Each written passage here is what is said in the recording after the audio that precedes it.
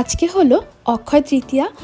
জানো তো, ছোটোবেলায় মা বলতো যে অক্ষয় তৃতীয়ার দিন যেটাই করা হয় সেটা নাকি অক্ষয় হয়ে থাকে। তো সেই মতো আজকে সকাল সকাল উঠে স্নান টান করে রেডি হয়ে চলে এসেছি মন্দিরে।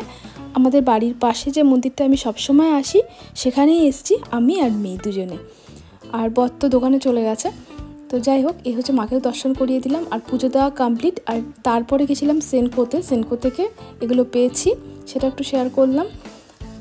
আর এই হচ্ছে আমার ছেলেরা, ওদেরকেও একটু দেখিয়ে দিলাম। গুড মর্নিং বন্ধুরা।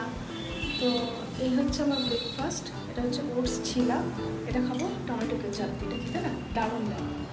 তোমাদের ব্রেকফাস্টে কি আছে?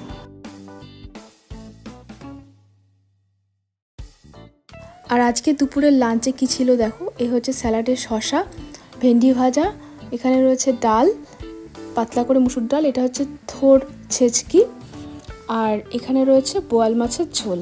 ব্যাস।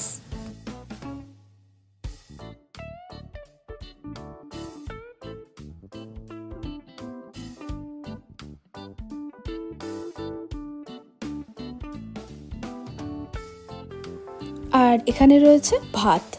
তো তাড়াতাড়ি করে লাঞ্চটা কমপ্লিট করে নিই। তো রাত্রিবেলা সেভাবে কোনো প্ল্যান ছিল না, হঠাৎই বর বলল যে চলো আজকে একটুখানি বাইরেই খাওয়া দাওয়া করি। তো সেই মতো মেয়েও বায়না করছিল, সেই মতোই আজকে চলে এসেছিলাম বাড়ির কাছেই এম্পায়ার অফ বিরিয়ানিতে। চাকদায় যারা থাকো তারা তো জানোই, আর যারা জানো না তাদেরকে বলে দিই, এম্পায়ার অফ বিরিয়ানি চাকদাতে যবে থেকে হয়েছে, এখানে আমরা বহুবার বিরিয়ানি খেয়েছি, খুবই ভালো বানায় আর মাংসর পিসটাও বেশ বড়ও দেয়। আর আমরা এখন খাবারের জন্য ওয়েট করছি।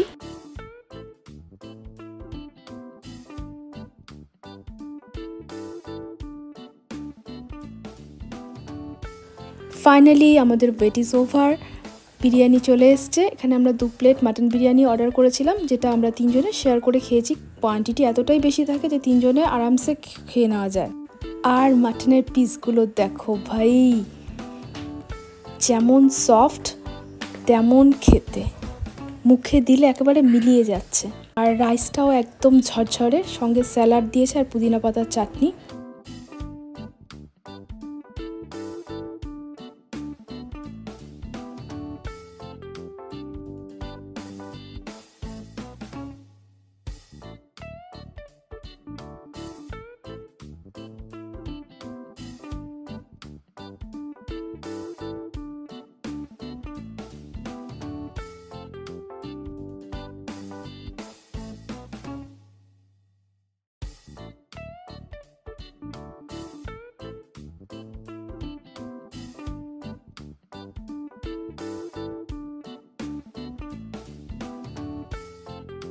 তো আমরা তো ডিনারটা এখানেই সেরে নিলাম, তারপরে বাড়ি চলে যাব। তো আজকে ব্লগটা এখানেই শেষ করছি। ভালো লাগলে লাইক করে দিও, সাবস্ক্রাইব করো। Tata, I love you.